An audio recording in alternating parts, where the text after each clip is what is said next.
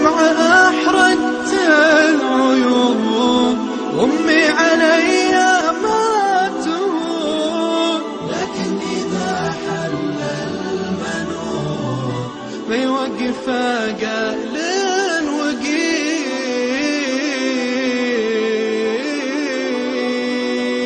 يا ناس اللي بعدها يا ناس من ويردها تكفون يقولوا وينها.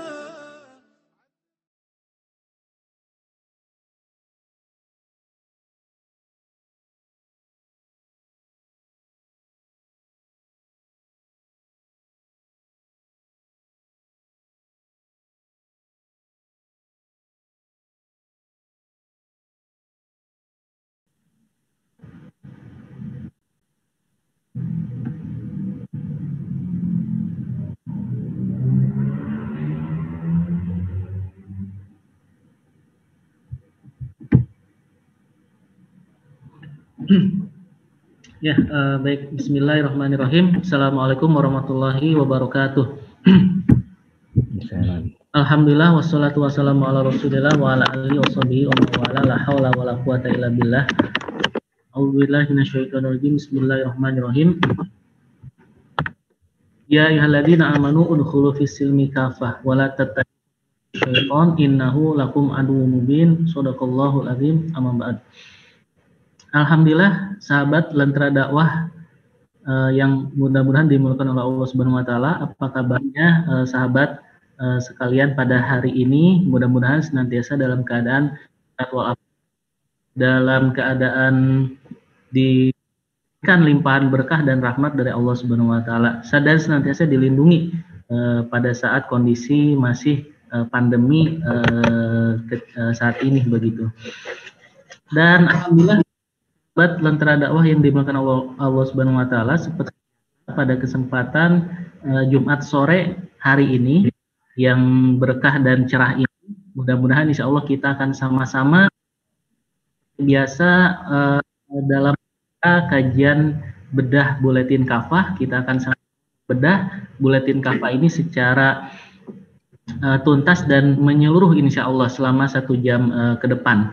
Dan kami pun biasa tidak bosan-bosannya untuk kemudian menyampaikan kepada teman-teman sahabat Lentera Dakwah sekalian untuk senantiasa memberikan partisipasinya secara interaktif dengan memberikan pertanyaan-pertanyaannya mungkin di kolom chat Zoom kami, dan kemudian kami juga live streaming di akun YouTube Lentera Dakwah ID. Baik, sahabat Lentera Dakwah yang dimuliakan oleh Allah Subhanahu wa taala, kali ini bersama saya Fakih Ahmad akan sama-sama kita membersamai menghadiri kajian bedah buletin kafah ini yang pada kesempatan Jumat sore hari ini kita akan mengangkat tema yaitu menolak pluralisme agama. Ya, mungkin tema ini juga masih relate atau masih berhubungan dengan tema sebelumnya begitu, topik sebelumnya Jumat sebelumnya yang kita sudah bahas sama-sama. Dan untuk membahas tema atau topik kita kali ini, membedah buletin kita kali ini, seperti biasa di ujung sana sudah terhubung narasumber kita semua, yaitu Ustadz Anwar Iman, Direktur LPPD Bina Islami. Kita sapa dulu beliau. Assalamualaikum warahmatullahi wabarakatuh, Ustadz. Waalaikumsalam warahmatullahi wabarakatuh. Ustadz, gimana kabarnya Ustadz? Alhamdulillah sehat. Alhamdulillah sehat. Walafiat. Alhamdulillah. Baik Ustadz, kita Jumat kali ini sepertinya tema atau topik yang diangkat oleh buletin kafah masih seputar tentang pluralisme begitu kira-kira Ustadz, yang tema yang memang relate pada kondisi saat ini atau di bulan yang memang opini yang kira-kira berkembangnya tentang hal itulah, kira-kira pluralisme, intoleransi dan lain sebagainya begitu Ustadz. Nah, mengawali mungkin saya bertanya kepada Ustadz, sekali lagi untuk supaya pemirsa juga lebih paham jelas, kira-kira mengapa buletin kafah lebih jelasnya mengangkat topik ini begitu, sampai kira-kira 2 kali lah kira-kira begitu. Seberapa pentingnya memang topik tentang pluralisme ini atau toleransi ini diangkat pada kesempatan kali ini begitu Ustadz. Halo? Halo? Jack? Ya. Ya. Bismillahirrahmanirrahim. Assalamualaikum warahmatullahi wabarakatuh. Alhamdulillahirabbil alamin wassalatu wassalamu ala Rasulillah wa ala alihi wa sahbihi wa mawala. La haula wala quwata illa billahil aliyyil azim. Rabbi shrah li sadri wa yassir li amri wahlul 'uqdatam min lisani yafqahu qawli amma ba'd. Sahabat Lentera Dakwah yang dirahmati Allah, alhamdulillah sore hari ini kembali kita bersua di acara yang sama. Mudah-mudahan semua dalam keadaan sehat walafiat, dalam limpahan rahmat, hidayah dan taufik dari Allah Subhanahu wa taala ya. Ya memang kalau minggu yang lalu buletin Kafa membahas tentang toleransi di dalam Islam ya. Pada minggu ini membahas topik tentang menolak pluralisme agama ya. Jadi ya memang masih ada kaitannya sedikit atau banyak ya. Meskipun saya lihat isu tentang pluralisme yang sebetulnya muncul dengan ya isu-isu tentang intoleran ya. Ini saya lihat sih lebih luas lagi konteksnya ya, lebih luas lagi. Tidak sekedar, kalau saya melihat ya, tidak sekedar terkait dengan masalah ya katakanlah gesekan antar pemeluk agama ya atau keyakinan tertentu, tapi lebih jauh lagi saya melihatnya ya. Nah jadi maka diangkatlah ya tema tentang menolak pluralisme agama ini ya, meskipun secara judul ini lebih spesifik ya tentang pluralisme agama ya, karena memang ya kita melihat bahwa ya bisa jadi banyaknya yang viral ya di media media online khususnya ya tentang bagaimana hukum ya mengucapkan selamat Natal ya dan lain sebagainya ya terkait dengan itu begitu viral ya di media sosial ya, sehingga dianggap ya semacam ini adalah satu bentuk penolakan terhadap pluralisme ya.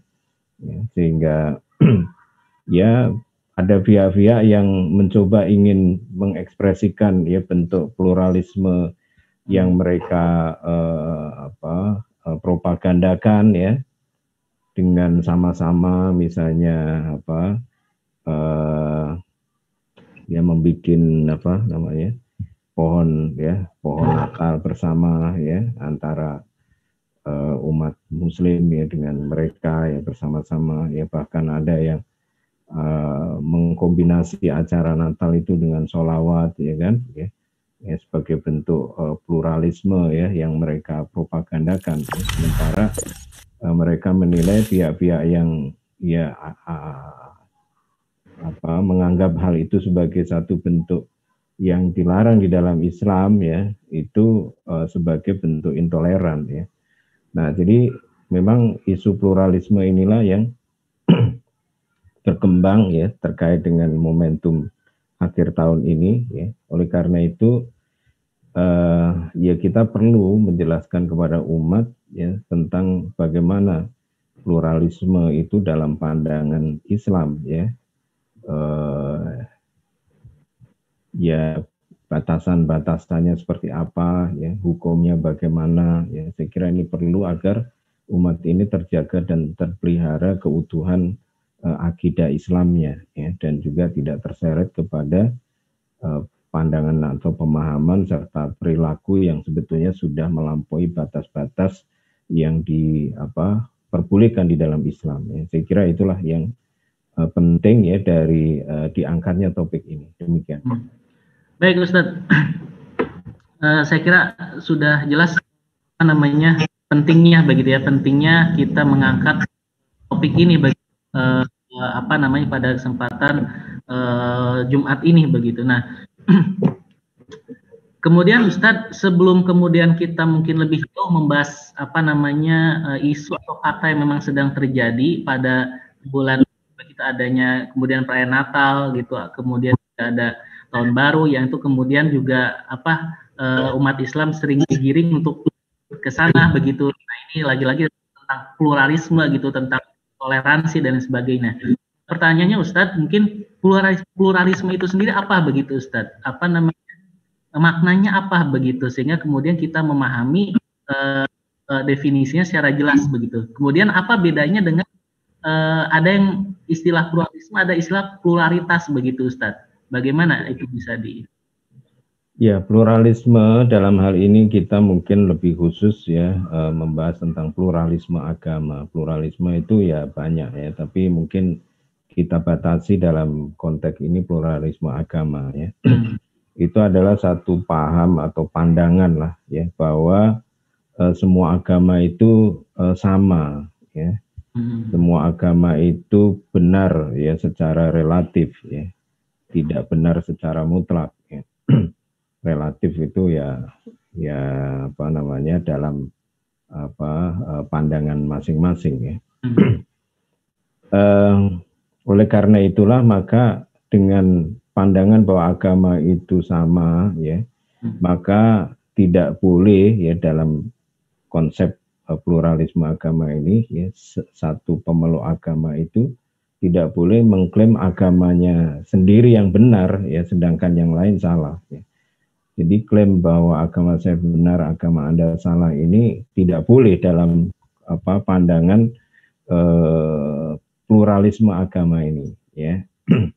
Nah, oleh karena mereka berpandangan bahwa ya semua agama itu sama atau benar ya, maka ya tidak mengapa ya kita ini ya istilahnya ikut ya merayakan Natal ya, berkolaborasi dengan acara-acara keagamaan mereka ya, tidak apa-apa ya.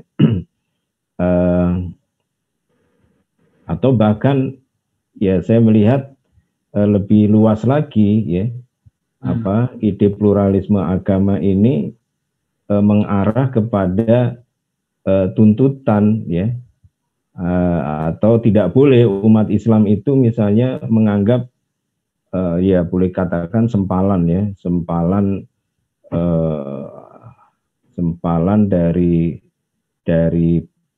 dari ajaran Islam ya, seperti misalnya Ahmadiyah misalnya ya. Ahmadiyah itu kan mengklaim dia Islam, padahal sebetulnya tidak Islam gitu ya. Kita tidak boleh mengatakan Ahmadiyah itu sesat, maaf bukan Muhammadiyah. Tidak boleh mengatakan Ahmadiyah itu sesat gitu ya. Atau mungkin Syiah ya, kelompok-kelompok Syiah tertentu yang sudah sampai pada aspek akidah yang rusak ya. Tidak boleh mengatakan mereka itu sesat. Ya, jadi kita harus menerima semuanya, ya semuanya boleh berkembang di dalam masyarakat. Nah, inilah pandangan pluralisme agama itu, ya. Yang dimaksud dengan pluralisme agama. Kita harus menerima, ya kelompok-kelompok yang mengatakan Islam, tapi sebetulnya dia bukan Islam, itu kita harus nerima gitu. Dia menggunakan label Islam ya, tapi sebetulnya bukan Islam, seperti Ahmadiyah misalnya ya. Di samping juga tadi kalau memang agama yang lain ya kita harus tidak boleh jaga jarak ya di dalam aktivitas-aktivitas ritual mereka gitu ya. Nah, ini tentang pandangan pluralisme ya agama. Nah, bagaimana dengan pluralitas ya? Pluralitas itu sebetulnya realitas tentang keragaman agama yang ada ya, pluralitas agama maksudnya ya, bahwa agama ini memang faktanya macam-macam. Orang itu tidak tunggal ya di dalam memiliki keyakinan tentang agama ya. Dan memang sebagaimana minggu yang lalu ya saya sudah ungkapkan di dalam Al-Quran surat Yunus ayat 99, Allah sendiri memang tidak memaksa orang itu untuk satu agamanya ya. Allah berfirman, la usta'a rabbuka la amana man fil ardi kulluhum jami'an ya. Seandainya Allah mengendaki ya maka tentulah akan beriman semua orang yang ada di muka bumi ini. Jadi Allah memang sengaja membiarkan orang ini untuk memilih, ya, dan nanti tentu akan diminta pertanggungjawaban dengan pilihannya masing-masing. Di dalam ayat lain disebutkan wahadainahu najdain, dan aku berikan, ya, kepada mereka, ya, dua jalan, ya, jalan yang lurus, ya, sesuai dengan petunjuk Al-Quran dan As-Sunnah, ada jalan yang sesat, ya. Ini juga menunjukkan bahwa memang Allah memberi ruang, ya, manusia ini, ya, untuk memilih di dalam hal keyakinan, ya. Jadi ini pluralitas namanya, ya. Tapi bagaimana kita mensikapi adanya perbedaan ini dalam batas apa, ya? Nah, itu yang diatur tentu di dalam Islam, ya. Apakah semua perbedaan itu kemudian kita anggap benar semua, ya? Kalau pluralisme tadi, ya, semua perbedaan atau semua yang plural itu harus kita anggap benar semua, ya. Kita terima semua, ya, mereka, gitu, tidak boleh kita tolak, ya. Demikian saya kira perbedaan pluralisme dengan pluralitas, ya. Jadi pluralisme itu sebuah paham yang tentu memiliki nilai tertentu yang harus kita sikapi sesuai dengan pandangan Islam, ya. Kalau pluralitas yaitu sebuah realitas keberagaman pandangan atau agama yang ada di tengah masyarakat saat ini. Demikian. Baik Ustadz, syukran jazakallah. Artinya ada perbedaan begitu Ustaz di antara pluralisme dan pluralitas yang memang itu perbedaannya sangat jelas sekali begitu. Nah, lalu begini Ustaz, kelompok-kelompok liberal begitu, atau orang-orang yang memang seringkali berseberangan begitu dengan konsep-konsep Islam yang sudah masyhur begitu kira-kira. Nah, ini mereka seringkali beranggap pluralisme ini memang ada di dalam Islam begitu Ustadz. Bahkan dianjurkan begitu kita itu memiliki konsep pluralisme, yaitu mengatakan tadi sebagaimana Ustadz sampaikan agama itu semua sama begitu di mata Tuhan dan sebagainya, tidak ada kebenaran yang mutlak begitu, semua kebenaran relatif begitu. Nah, artinya mereka sering berargumen dengan ayat-ayat Al-Quran. Contohnya misalkan ada beberapa artikel yang mengatakan mereka berargumen dengan surat Al-Baqarah misalkan ayat 62 yang di situ dijelaskan bahwa orang Muslim, Yahudi, Nasrani ini sama mendapat pahala di sisi Allah Subhanahu wa taala begitu. Artinya itu kan ada pluralisme agama di situ, semua agama benarlah kira-kira begitu. Nah, bagaimana Ustadz menyikapi hal ini begitu? Benarkah seperti itu begitu? Ya, jadi di dalam Al-Qur'an, ya, memang ada di dalam surat Al-Baqarah ayat 62, ya, yang terkait dengan masalah ini, tapi tentu merupakan kesalahpahaman, ya, kalau itu dimaknai sebagai pengakuan, ya, Al-Qur'an terhadap pluralisme gitu, ya, bukan pluralitas, ya, terhadap pluralisme, ya. Jadi di dalam Al-Baqarah ayat 62 Allah Subhanahu wa taala berfirman, A'udzubillahi minasyaitonirrajim, bismillahirrahmanirrahim. Innalladzina amanu walladzina hadu wan nasara was-sabiin, ya, man amana billahi wal yaumil akhir wa amila sholihan falahum ajruhum 'inda rabbihim wala khaufun 'alaihim walahum yahzanun, ya. Jadi sesungguhnya orang-orang mukmin, ya, kemudian dari orang-orang Yahudi, ya, innalladzina amanu, ya, orang-orang yang beriman, ya, walladzina hadu, dan orang-orang Yahudi, wan nasara, dan Nasrani, wasobiin, dan orang-orang sobiin, ya, man amana billahi, ya, mereka yang atau siapa saja, ya, mereka yang beriman kepada Allah wal yaumil akhir, dan hari akhir, wa amila sholihan, dan beramal soleh, falahum ajruhum 'inda rabbihim, maka mereka mendapatkan ajar, ya, mendapatkan pahala di sisi Tuhan mereka, wala khaufun 'alaihim, dan tidak ada kekhawatiran, ya, kepada mereka, walahum yahzanun, dan mereka tidak bersedih hati. Ya, jadi ayat ini menjelaskan tentang orang beriman, orang Yahudi, orang Nasrani dan Sobiin, ya, bahwa yang semua mereka itu, ya, asal beriman kepada Allah dan hari akhir, ya, maka dan beramal soleh, ya.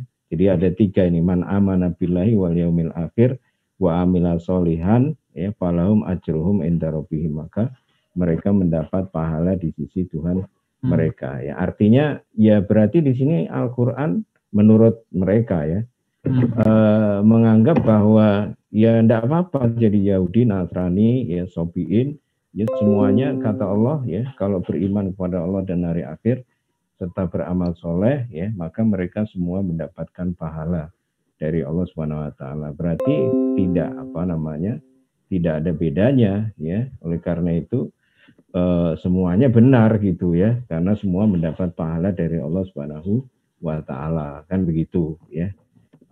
Pemahaman yang mereka miliki terkait dengan ayat ini, ya. Nah, tentu kita harus memahami ayat itu secara komprehensif, ya, dengan ayat-ayat yang lain. Tidak boleh memahami ayat itu sebagian-sebagian tanpa memperhatikan sebagian ayat yang lain, ya. Nah, terkait dengan hal ini kita jumpai, ya, di dalam surat Al-Bayyinah itu justru memberikan penjelasan yang lain, ya. Jadi kalau disebutkan ini Yahudi, Nasrani, Sobiin, ya, itu mendapat pahala di sisi Allah, ya. Tapi di dalam surat Al-Bayyinah ini justru sebaliknya, ya, Allah berfirman, A'udzubillahi minasyaitonir rajim, innal ladzina kafaru min ahlil kitabi wal musyrikina fi nari jahannam khalidina fiha, ya, ulaika hum syarrul bariyah. Sesungguhnya orang-orang kafir, ya, dari ahli kitab, ya, ahli kitab ini ya bisa Yahudi, bisa Nasrani, ya kan, wal musyrikin, ya, orang-orang musyrik, ya, jadi yang bukan agama samawi, maksudnya, ya, yang agama arti bumi, ya, orang yang menyembah patung berhala, ya, majusi segala macam itu termasuk musyrik, ya. Finari, ya, Allah menyatakan di sini mereka nanti masuk ke dalam nar, ya, finari jahanam, ya, neraka jahanam, ya, khalidina fiha, mereka kekal, ya, di dalamnya, ulaika hum syarrul bariyah, ya. Bahkan di dalam akhir ayat ini Allah menyatakan mereka itu adalah seburuk-buruk, ya, makhluk, ya.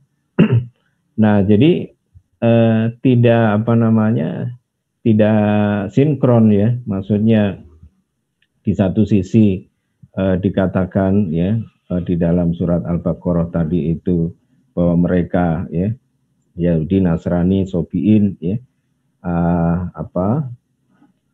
mendapatkan pahala, ya, di dalam ayat lain dikatakan mereka itu masuk neraka, ya. Oleh karena itu makna dari surat Al-Baqarah ini tentu tidak sebagaimana yang mereka persepsikan, ya, bahwa agama Nasrani, Yahudi, ya, itu semua benar, ya, dan bisa mendapatkan pahala di sisi Allah Subhanahu wa Ta'ala.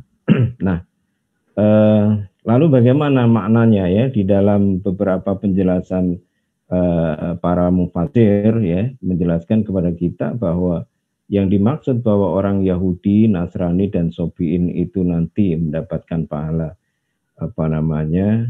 dari Allah Subhanahu wa Ta'ala, ya, itu adalah orang Yahudi, Nasrani, ya, dan Sobiin yang dulu hidup zaman dulu, ya, maksudnya hidup zaman ketika mereka masih bersama dengan nabi mereka, ya, maksudnya orang Nasrani ya masih ada pada masa hidupnya Nabi Isa misalnya, ya. Orang Yahudi ya yang dimaksud di dalam surat Al-Baqarah tadi itu, ya, yang masih hidup pada masa Nabi Musa misalnya, ya. Yang mana mereka itu beriman, ya, kepada Allah dan yaumil akhir, dan tentu beriman kepada ajaran Nabi Isa dan juga ajaran Nabi Musa, ya. Jadi umat Nabi Isa, umat Nabi Musa yang dulu hidup pada saat nabi-nabi tersebut masih ada, ya, atau sudah meninggal, ya, tapi mereka masih beriman, ya, dengan iman yang lurus, ya, dengan agama Yahudi dan Nasrani yang lurus, ya, pada masa itu, ya. Maka itulah yang dinyatakan atau disebutkan oleh Allah di dalam surat Al-Baqarah tadi, ya, man amana billahi wal yaumil akhir wa amila sholihan falahum ajruhum inda rabbihim, ya. Jadi yang mendapatkan pahala di sisi Tuhan mereka, ya. Nah, jadi sebetulnya itu adalah umat-umat Yahudi Nasrani yang dulu, ya, beriman kepada nabi mereka dan beriman kepada Allah setelah hari kiamat, ya, bukan yang sekarang, ya, mereka hidup di zaman umat Nabi Muhammad SAW, ya, gitu. Nah, buat mereka yang masih hidup di zaman sekarang, ya, umat Nabi Muhammad SAW sekarang ini, ya, maka mereka terkena atau ikut dalam ketentuan sabda Nabi SAW, ya, yaitu sebuah hadis riwayat Imam Muslim, ya, disebutkan walladzi nafsu Muhammadin biyadihi, ya, demi zat yang jiwa Muhammad ada di tangannya, ya, la yasma'u bi ahadun min hadil ummati, ya, tidak seorang pun, ya, dari umat ini, ya, yang mendengarkan atau, ya, mengetahui, ya, baik itu Yahudi dari kalangan Yahudi, wala Nasoro, ya, wala Nasroni, ya, dan juga dari kalangan Nasrani, tsummayamutu, kemudian mereka mati, ya, walam yu'min billadzi ursiltu bihi, ya, mereka tidak beriman dengan apa yang aku diutus, ya, dengannya, maksudnya tidak beriman pada Islam, illa kana min ashabinar, kecuali mereka nanti adalah menjadi penduduk api neraka. Artinya apa? Artinya hadis ini menjelaskan kepada kita bahwa orang Yahudi atau Nasrani yang masih hidup pada saat Nabi Muhammad SAW diutus, ya, menjadi nabi dan rasul, ya, maka kewajiban mereka adalah mengikuti ajaran Islam yang dibawa oleh Nabi Muhammad SAW, ya. Jadi mereka Yahudi Nasrani itu, ya, akan masuk surga, ya, kalau mereka, ya, mengikuti ajaran Nabi SAW, ya, yaitu masuk ke dalam Islam, ya. Nah, ini juga bisa dipahami dari surat Al-Baqarah tadi. Jadi kalau orang Yahudi dan Nasrani Sobiin itu beriman kepada Allah dan hari akhir, ya, dan tentu beriman kepada Allah itu implikasinya beriman kepada risalah Islam yang dibawa oleh Nabi Muhammad, ya, beriman kepada Nabi Muhammad juga, ya, maka, ya, dia akan mendapatkan pahala di sisi Allah Subhanahu wa Ta'ala. Ya, jadi mereka yang mendapatkan pahala itu kalau mereka, ya, hidup sekarang ini mau berpindah, ya, atau masuk ke dalam Islam, ya. Jadi beriman kepada Allah dan hari akhir, maksudnya di situ beriman kepada Islam sebetulnya, ya, yang menjadikan mereka selamat. Ya, di dalam hadis yang lain saya bisa tunjukkan juga di dalam Sahih Bukhari, Nabi SAW bersabda, salah satun lahum ajroni, ya. Jadi ada 3 golongan yang mereka itu mendapatkan 2 pahala, ya, atau pahala 2 kali lipat. Ya. Siapa di antaranya? Rajulun min ahlil kitabi amana binabiyihi wa amana bi Muhammadin sallallahu alaihi wasallam. Ya. Jadi 3 golongan yang dia akan mendapatkan 2 pahala, ya. Satu di antaranya, ya, adalah seseorang yang dari kalangan ahlil kitab, ya, yang beriman, ya, dengan nabinya, nabi mereka. Berarti kalau Nasrani berarti beriman kepada Nabi Isa, ya, kalau Yahudi beriman kepada Nabi Musa, ya, wa bi Muhammadin sallallahu alaihi wasallam, dan juga beriman kepada Nabi Muhammad SAW, ya. Jadi kalau mereka mau beriman kepada nabi mereka dan sekaligus beriman kepada Nabi Muhammad SAW, ya, maka mereka mendapatkan 2 pahala, ya. Ya, ini juga menunjukkan bahwa yang dimaksud mereka itu masih lurus dan benar agamanya, bukan, ya, Yahudi dan Nasrani yang sekarang ini ada, tapi Yahudi Nasrani yang mau, ya, mengimani nabi mereka dan juga mengimani Rasulullah SAW, ya. Nah, jadi ini semua menunjukkan, ya, bahwa ya, terdapat kesalahpahaman yang serius ya terkait dengan surat Al-Baqarah ayat 62 tadi ya. Ya, bahwa itu bukan dalil ya tentang pembenaran pluralisme agama di dalam Islam ya, demikian. Baik Ustadz, jazakallah. Jadi artinya memang itu hanya dalil saja bagi Ustadz ya, mereka mengatakan itu, dan apa namanya, sayangnya juga argumen mereka itu juga disampaikan oleh orang-orang cendekiawan lah kira-kira begitu, yang kemudian tokoh lah, yang kemudian umat juga akhirnya ada yang ikut juga dengan pendapat mereka begitu. Nah, ini sekali lagi juga berbahaya sekali bagi umat begitu Ustaz, apa yang mereka sampaikan. Ya. Sehingga mereka juga kemudian mengikuti. Nah, artinya kan pertanyaannya kan kebatilan atau kebahayaan apalagi begitu dari pluralisme Ustaz. Karena selain tadi tidak ada dalilnya dalam Islam, bahkan memang tolak, dan bahaya atau batil itu apalagi begitu, kemudian umat juga dan menjauhinya lah. Ya, kebatilan dari ide pluralisme ini ya kita bisa tinjau dalam beberapa aspek ya. Yang pertama dari aspek akidah Islam ya jelas menganggap semua agama benar itu bertentangan dengan akidah Islam. Jadi kebatilan yang paling mendasar adalah bahwa ide itu bertentangan dengan Islam. Itu sama, sementara akidah Islam ya mengokohkan bahwa agama yang diridhoi oleh Allah ya, agama yang benar itu adalah Islam ya, sebagaimana Allah berfirman di dalam surat Ali Imran ayat 19, a'udzubillahi minasyaitonirrajim, innaddina 'indallahil Islam. Ya, sesungguhnya agama yang diridhoi Allah adalah Islam. Ya, ini kan mengandung mafhum mukhalafah ghairul Islam atau selain Islam ya, itu tidak diridhoi oleh Allah ya, begitu. Kemudian juga di dalam surat Al-Imran ayat 85 Allah Subhanahu wa taala berfirman, "Wa may yabtaghi ghairal islami dina falyuqbala minhu wa huwa fil akhirati minal khasirin." Ya. Barang siapa yang mencari selain Islam ya. Jadi kata lan di sini ya itu peniadaan yang mutlak atau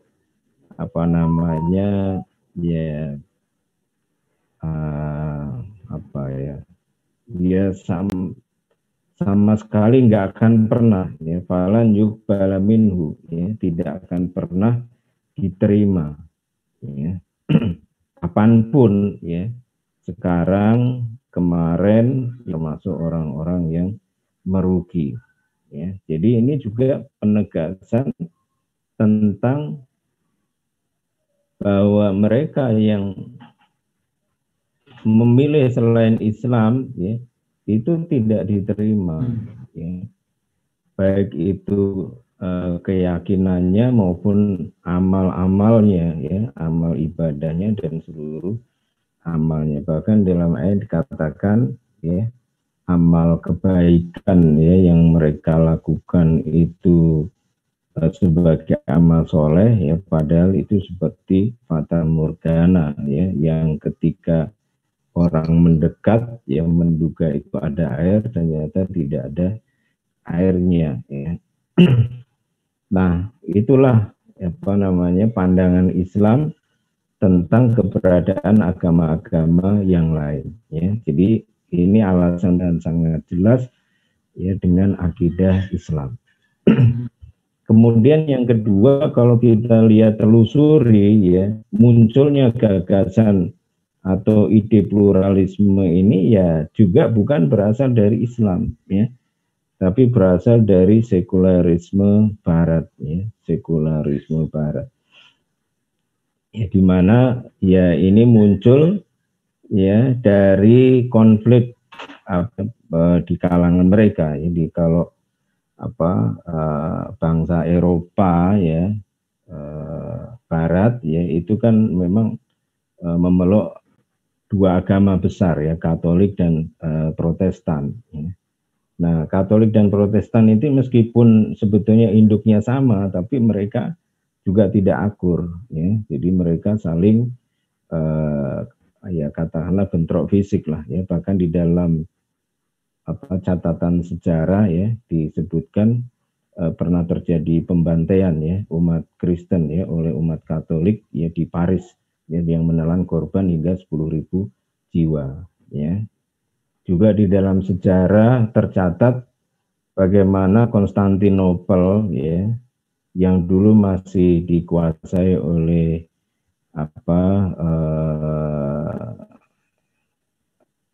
ya Bizantium, dari segi aliran agamanya itu ortodok, maksudnya ortodok ini sebetulnya Protestan ya. Nah, ketika Roma ini kan Katolik ya. Roma ini alirannya Katolik ya, itu ingin mencari wilayah jajahan nih di seputar perbatasan Eropa, Konstantinopel ya. Dan ketika mereka masuk Konstantinopel itu ya di bumi hanguskan ya. Jadi banyak ya katakanlah bangunan-bangunan yang dihancurkan ya oleh mereka. Jadi meskipun itu ya sebetulnya sama, nabinya kan sama, Katolik maupun Protestan itu ya asalnya dari ajaran Nabi Isa yang mereka selewengkan kan, yang menjadikan Nabi Isa sebagai Tuhan. Jadi konflik dua agama inilah yang kemudian memunculkan ide pluralisme ini ya, untuk meredam ya terjadinya konflik antar dua agama itu ya. Nah, dalam Islam kan memang nggak ada sejarahnya Islam itu ya istilahnya konflik ya agama, maksudnya yang dipicu oleh sentimen agama ya. Nah, kemudian yang ketiga ya kebatilan dari pluralisme ini adalah bahwa kalau kita lihat dari sisi agama Kristen atau Katolik ya, kalau mereka menganggap agama itu sama ya, mestinya mereka juga nggak usah ada ya agenda kristenisasi ya, toh ya orang itu memeluk Islam sama ya kan ya, jadi nggak usah lah ya mereka dalam tanda kutip ya memaksa ya ya misalnya komunitas-komunitas Islam yang kelas menengah ke bawah ekonominya ya dibujuk untuk masuk ya. Ya kalau sama kan nggak usah melakukan hal seperti itu ya. Jadi faktanya mereka melakukan apa yang disebut dengan program kristenisasi ya, menunjukkan bahwa mereka tidak mengikuti ide pluralisme ini juga sebetulnya ya kan ya, meskipun itu mereka suarakan atau disuarakan, mereka juga tidak konsisten dengan ide itu. Nah, kemudian juga kita lihat di dunia barat atau di negara-negara barat ya yang juga mengopinikan ide pluralisme ini. Faktanya mereka juga tidak menghargai ya pemeluk-pemeluk Islam ya kan. Ya, kita lihat di beberapa berita misalnya ya di Prancis ya larangan ya kaum muslimah untuk menggunakan niqab ya. Bahkan beberapa masjid ditutup ya. Azan ya dilarang misalnya ya.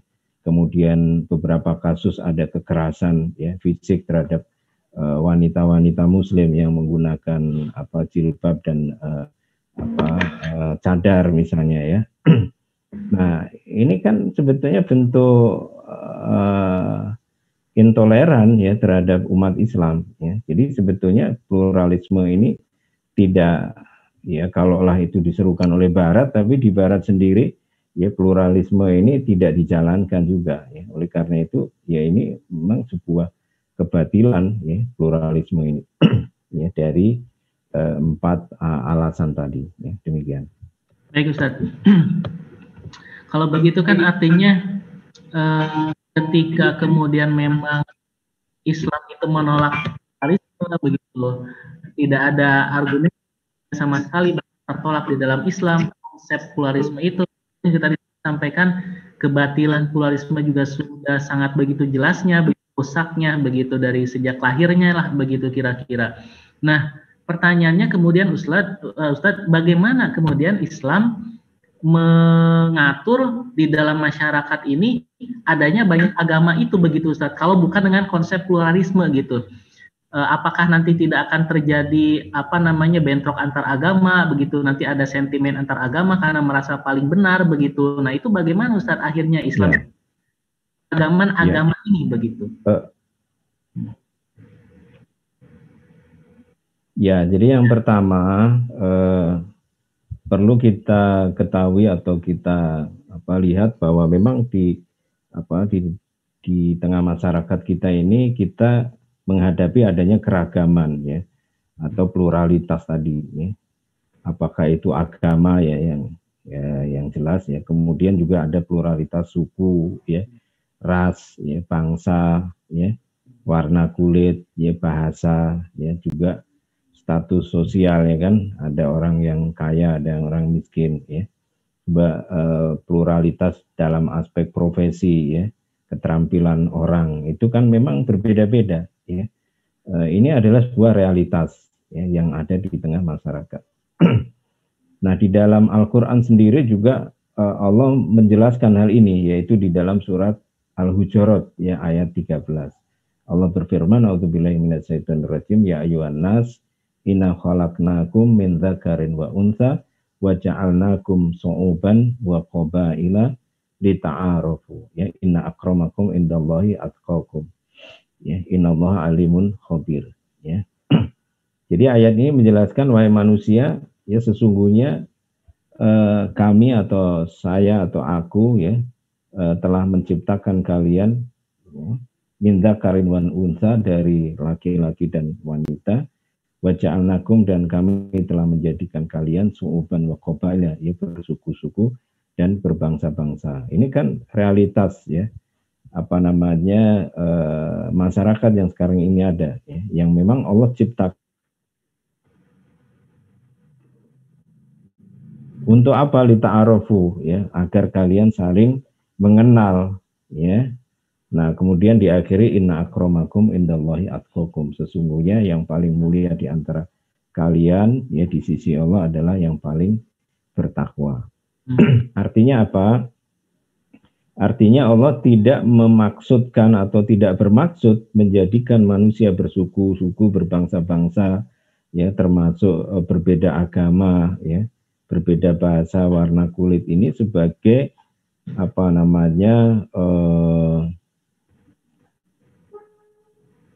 ya katakanlah alasan ya untuk tidak harmonis ya, sebagai alasan untuk saling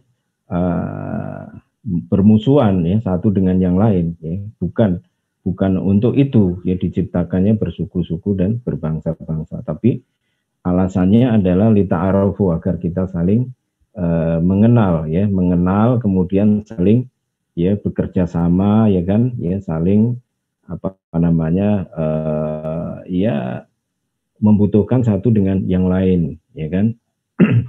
Itu kan bisa dilakukan ya, justru heterogenitas ini ya menciptakan sinergi sebetulnya ya. Bisa dibayangkan kalau orang itu semuanya jadi pejabat semuanya ya, nggak ada yang jadi petani ya, terus yang nanam padi siapa kan gitu ya, atau ya jadi pemimpin semua ya, jadi rakyat siapa ya, kalau mau jadi rakyat semua jadi pemimpin siapa ya. Jadi keragaman itu sebetulnya menciptakan sinergi ya, saling melengkapi ya, satu dengan yang lain ya, dalam konteks keragaman yang bersifat umum ya. Kalau keragaman dalam konteks agama ya itu tidak mengharuskan untuk saling bertikai ya. Oleh karena itu, dalam kaitan dengan keragaman beragama ini, Islam memberikan ketentuan ya, misalnya di dalam ayat dikatakan la ikraha fiddin ya, tidak ada paksaan di dalam agama ya. Jadi makanya tidak boleh ya ada unsur paksaan, ya. Kita memaksa orang untuk masuk Islam misalnya, ya, atau kita melarang orang untuk beribadah sesuai dengan keyakinan mereka. Ini tidak boleh, ya, karena la ikraha fiddin. Kemudian juga poin yang kedua, Islam berprinsip, ya, terkait dengan keragaman agama ini adalah lakum dinukum waliyadin, ya, bagimu agamamu dan bagiku agamaku, ya kan. Artinya di sini kita tidak boleh saling mengganggu, ya, dalam kaitan dengan peribadatan, ya, atau keyakinan, ya, dari masing-masing pemeluk agama. Ya sudah, itu batasannya sebatas itu, ya. Sebetulnya selama kita tidak mengganggu keyakinan orang lain, maka itu tidak akan ada konflik, ya. Jadi konflik itu terjadi kalau ada pemaksaan terhadap keyakinan, ya. Oleh karena itu dengan ketentuan Islam kita tidak boleh memaksa, ya, itu sebetulnya sudah terhindar, ya, terjadinya konflik itu sebetulnya, ya. Tidak perlu dikhawatirkan, ya, konflik itu terjadi, ya. Demikian. Baik Ustadz. Ya artinya memang pluralisme ini memang ide yang tidak ada dasarnya sama sekali dalam Islam, bahkan berbahaya sekali bagi akidah, begitu Ustadz. Banyak kebatilan yang sudah jelasnya begitu. Lagi-lagi kita balik lagi ke tema menolak pluralisme agama ini yang memang sering dikaitkan juga begitu dengan sikap intoleran dan toleransi begitu Ustadz, pada realisasinya begitu di kalangan masyarakat begitu. Nah, maka pertanyaannya Ustadz, mungkin kita agak singkat aja Ustadz karena waktu juga nanti akan membatasi. Misalkan di dalam Islam begitu Ustadz, Islam ada aturan begitu, pemimpin di dalam Islam tuh pemimpin dalam urusan pemerintahan misalkan begitu itu harus laki-laki begitulah. Itu ada konsep seperti itu di dalam Islam, tidak boleh perempuan begitu. Nah, pertanyaannya hal-hal seperti ini apakah kemudian anti keragaman yang tadi Ustadz sampaikan gitu, atau rasisme, anti keragaman, atau sikap intoleran begitu di dalam kehidupan sosial masyarakat begitu Ustadz? Ya. Jadi begini, ya memang Islam ini kan agama yang kafah, yang sempurna, ya. Oleh karena itu Islam mengatur sampai kepada aspek syarat-syarat seorang pemimpin di bidang pemerintahan, ya. Di antara syarat pemimpin di bidang pemerintahan yang ditetapkan oleh Islam itu dia harus muslim dan harus laki-laki, ya. Laki-laki dan muslim di antara syaratnya, ya. Ada syarat-syarat yang lain. Nah, pertanyaannya kalau gitu orang non muslim nggak boleh mimpin, ya berarti itu rasisme dong, ya. Anti keragaman. Wanita nggak boleh jadi pemimpin di bidang pemerintahan, berarti itu rasisme. Padahal tadi katanya Islam tidak rasis, ya. Jadi saya kira begini, ya, itu harus dipahami dalam kerangka yang tepat, ya, bahwa seorang pemimpin dalam pandangan Islam itu tugasnya atau tanggung jawabnya itu adalah menjalankan hukum Islam. Ingat, ya.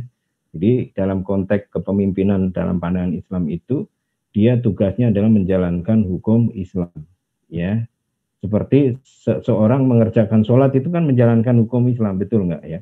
Orang puasa itu menjalankan hukum Islam, ya. Pertanyaannya masa orang yang nggak Islam dia disuruh sholat kan gitu, ya. Ya, atau orang nggak Islam tapi dia disuruh mengerjakan puasa atau haji, ya tidaklah. Ya, jadi memimpin itu menjalankan hukum, ya, maka tentu orang yang berhak untuk menjalankan hukum itu ya tentu orang yang dituntut, ya, oleh ketentuan hukum itu, yaitu muslim, ya. Misalnya muslim dia wajib sholat, ya. Syarat sholat itu dia harus muslim, ya, misalnya begitu. Syarat dia mengerjakan haji, syarat wajibnya itu, ya, dia harus muslim misalnya, ya. Samalah seperti itu. Kemudian yang kedua, ya,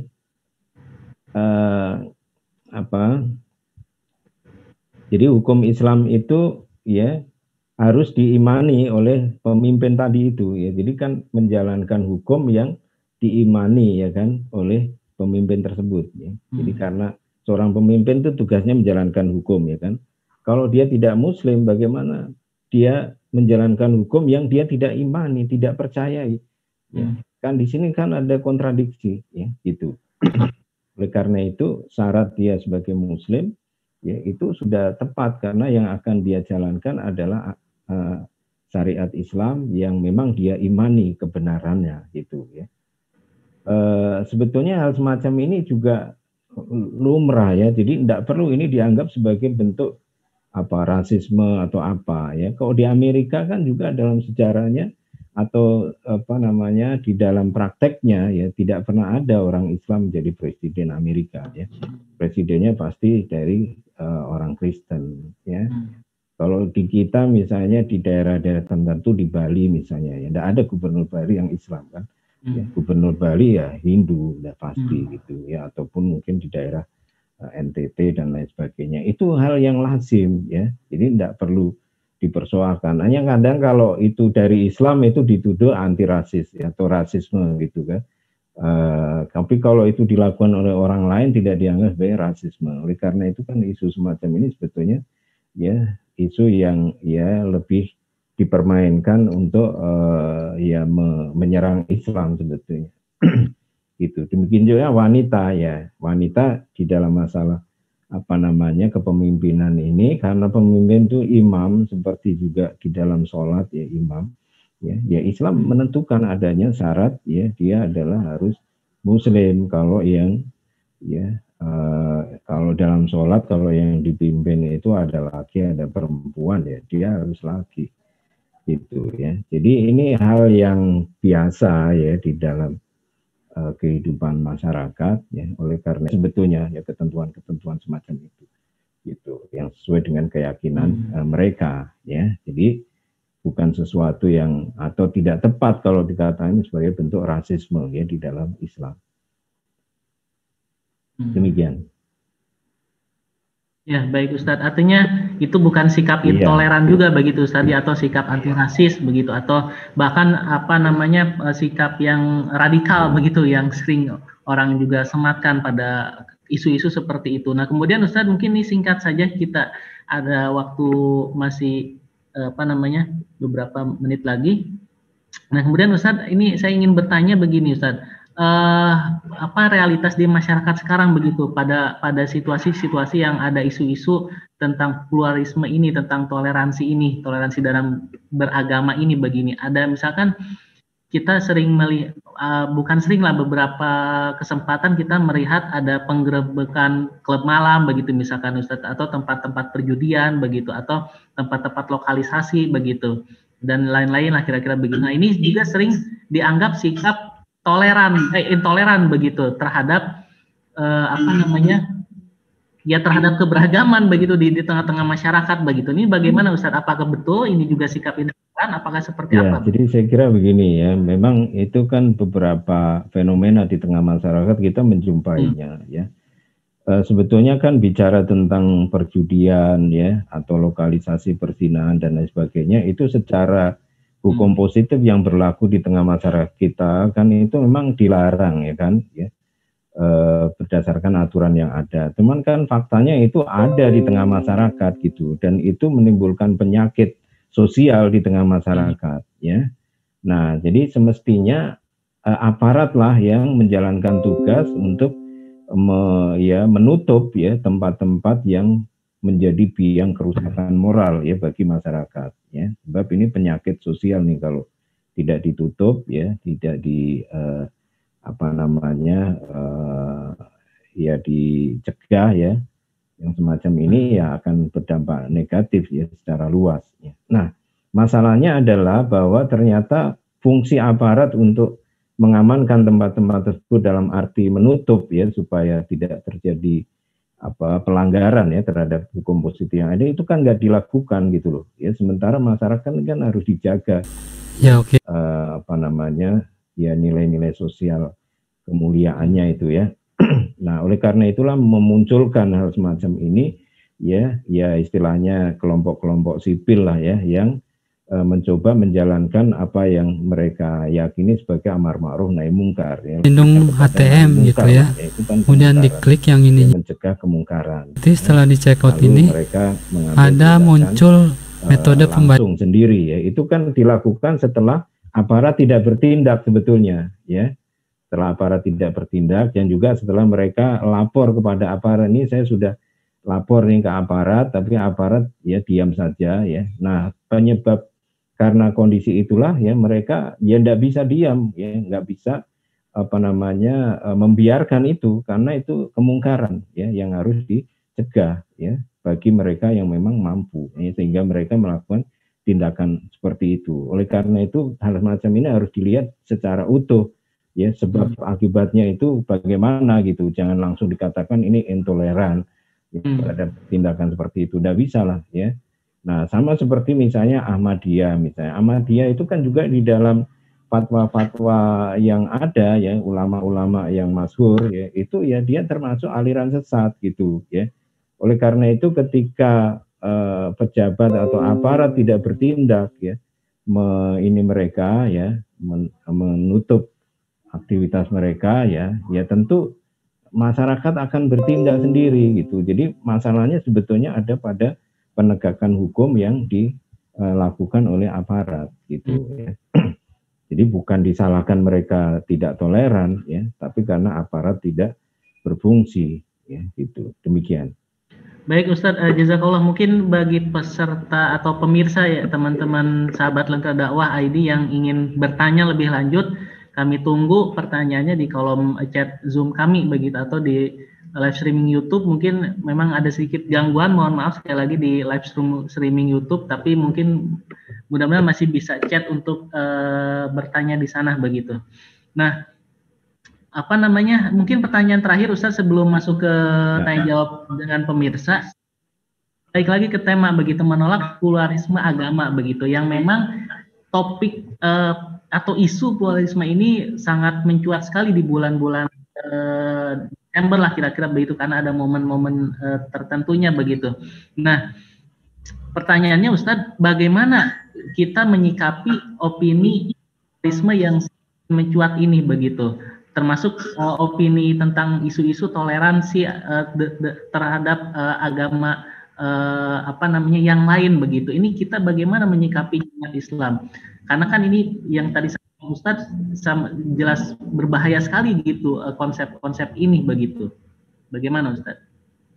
Ya, tentu kita tidak boleh ya terbawa oleh pandangan pluralisme ya yang mereka kembangkan atau mereka opinikan ya. Umat ini harus menjaga ya keutuhan akidahnya, itu satu hal ya. Jadi jangan mudah terbawa oleh arus opini pluralisme yang mereka kembangkan. Itu satu ya. Kemudian yang kedua, saya melihat isu-isu intoleran yang mereka ungkapkan ya yang terkait dengan masalah pluralisme ini itu ya saya melihat sih ini lebih isu politik ya. Artinya apa? Artinya kalau sikap intoleran itu dilakukan oleh pihak-pihak yang mereka ya boleh dikatakan restui lah ya, atau memihak ke mereka, tidak dianggap itu sebagai intoleran gitu loh ya. Jadi ketika itu dilakukan oleh umat Islam atau kelompok atau pihak yang mereka tidak suka, dianggap itu intoleran. Tapi kalau dilakukan oleh kelompok yang mereka suka, ya itu dianggap ya bukan intoleran gitu ya. Seperti misalnya waktu itu kan ya banyak muncul kasus tuh ya pengajian Ustadz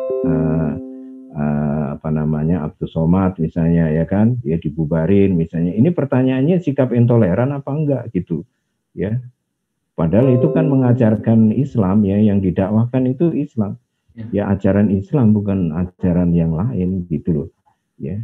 Tapi kemudian dihalang-halangi, dicegah ya, bahkan ada ya ustadz yang diintrogasi segala macam ya kan ya.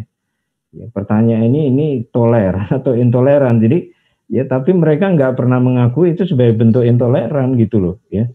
Jadi ketika kita istilahnya menyuarakan dakwah Islam ya, seruan-seruan Islam yang lurus ini ya, kita dituduh intoleran gitu ya, dituduh anti keragaman ya, sementara mereka sendiri ya melakukan tindakan kriminalisasi ya terhadap ulama dan lain sebagainya ya, tidak pernah menganggap itu sebagai bentuk intoleran. Jadi saya kira ini inkonsistensi mereka ya, dan karena itulah maka saya anggap isu-isu semacam ini adalah isu-isu politik sebetulnya ya, yang ingin menyudutkan Islam atau isu Islamophobia sebetulnya ya, demikian.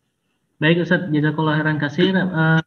Baik, bagi pemirsa dakwah mungkin ada yang mau bertanya, bahkan disampaikan di kolom Zoom. Ya mungkin Ustadz apa namanya ini karena waktu juga mungkin ya apa namanya membatasi. Ini saya ingin bertanya, mungkin sekaligus juga Ustadz menyampaikan kesimpulannya. Apa namanya? Gimana Ustadz menyikapi kan begini Ustadz, apa namanya tadi yang kita sampaikan ini pluralisme ini berbahaya begitu. Kemudian ada tudingan-tudingan intoleran begitu, mendiskreditkan begitu, apa namanya, bahkan ada tudingan rasisme radikal begitu. Ini solusinya bagaimana begitu Ustaz, agar kemudian ini tidak terulang, agar kemudian akidah umat Islam juga terjaga, agar tidak ada apa ya pembunuhan, pendiskreditan kepada Islam begitu, sebagaimana Ustaz sampaikan Islam selalu dipojokkan, sementara kalau kasusnya itu malah menimpa Islam itu tidak disebut hal-hal seperti tadi begitu Ustaz. Ya, ini kan semua terjadi karena kita atau umat Islam sekarang ini hidup di tengah masyarakat ya sekuler demokrasi ya kan ya, di mana di tengah masyarakat sekuler demokrasi itu ya wajar ya muncul apa ketidaksukaan atau Islamophobia ya, sehingga sampai kepada apa namanya fitnah-fitnah terhadap Islam ya, kelompok Islam itu tidak toleran atau intoleran ya dan lain sebagainya ya. Oleh karena itu selama umat ini hidup ya di dalam tatanan kehidupan yang sekuler ya demokrasi ya niscaya dia akan atau umat ini akan terus jadi bulan-bulanan ya objek apa namanya segala macam lah ya. Karena itu ya kalau umat ingin ya mengatasi semuanya ini ya umat Islam harus ya bersinergi ya membangun negeri ini ya, menyelamatkan negeri ini baik dari syariat Islam ya. Jadi harus ada perubahan ya sistem yang sekarang sekuler demokrasi ini kepada tatanan kehidupan Islam. Ya di sanalah nanti akan terjaga semuanya. Sebagaimana dulu Islam bisa hidup ya mengayomi ya agama-agama yang lain tanpa terjadinya konflik ya, di Andalusia misalnya ya, di Palestina ya hidup berdampingan antara Islam, Yahudi ya dan Nasrani, nggak ada konflik ya gitu. Nah itu kan ketika Islam diterapkan ya, saya kira ya solusinya harus kembali menerapkan Islam ya secara kafah dalam tatanan kehidupan bernegara ya dan bermasyarakat. Demikian. Baik Ustadz, jazakallahu khairan katsiran. Artinya apa namanya ketika syariat Islam itu diterapkan secara kafah begitu Ustadz, artinya pluralisme ini akan lenyap lah kira-kira begitu. Kemudian sikap-sikap atau tudingan-tudingan macam-macam tadi, intoleran, radikal, rasisme itu pun akan hilang begitu di tengah-tengah kaum muslimin begitu Ustadz. Insya Allah. Ustadz, sekali lagi syukron jazakallahu khairan katsiran sudah menyampaikan, membahas, membedah buletin ini secara saya kira dan menyeluruh. Insya Allah kemudian kita balik lagi Ustadz di minggu depan untuk membahas yang lain. Sekali lagi Ustadz, Direktur Bina Islami, jazakallahu khairan katsiran Ustadz. Assalamualaikum warahmatullahi wabarakatuh. Waalaikumsalam warahmatullahi wabarakatuh. Baik, sahabat Lentera Dakwah yang di Insya Allah sudah di penghujung acara dan sekali lagi syukran kepada sahabat semua yang sudah mengikuti dari awal sampai akhir acara kita kali ini, yaitu kajian bedah buletin kafah, dan mohon maaf apabila ada kekurangan atau kesalahan atau ketidaknyamanan di YouTube yang memang belum lancar streamingnya karena memang ada sedikit gangguan teknis, gangguan internet di kami begitu. Ya insya Allah apa namanya acara ini kajian bedah buletin kafa ini insya Allah akan live secara premier di pukul kira-kira jam 7 malam ini begitu insya Allah akan live apa namanya siaran ulangnya begitu di YouTube channel Lentera Dakwah ID. Baik, syukran jazakallah semuanya. Insya Allah kita akan kembali lagi di minggu depan di hari yang sama insya Allah dengan membahas tema-tema yang tidak kalah pentingnya untuk kita sama-sama bahas agar mudah-mudahan kita juga memiliki pemahaman, pemikiran dan perilaku kita juga insya Allah sesuai dengan Islam secara kafah begitu insya Allah. Baik, syukran jazakallah. Saya tutup kajian dengan pembacaan istighfar, hamdalah dan doa kifaratul majlis. Alhamdulillah. Amin. Subhanakallah. Bihamdika la ilaha illa anta astaghfiruka.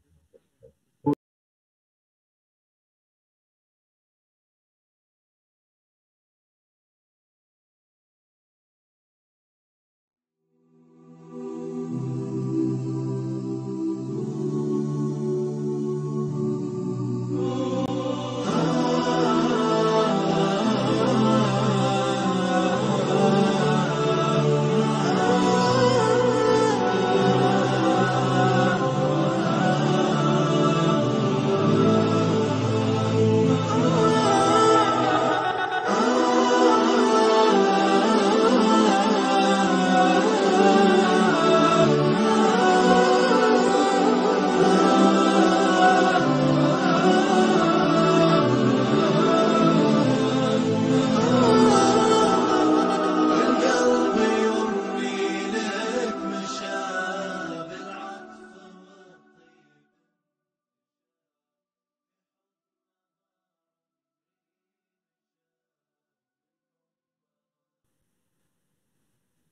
Ya, Tad, syukran Tad.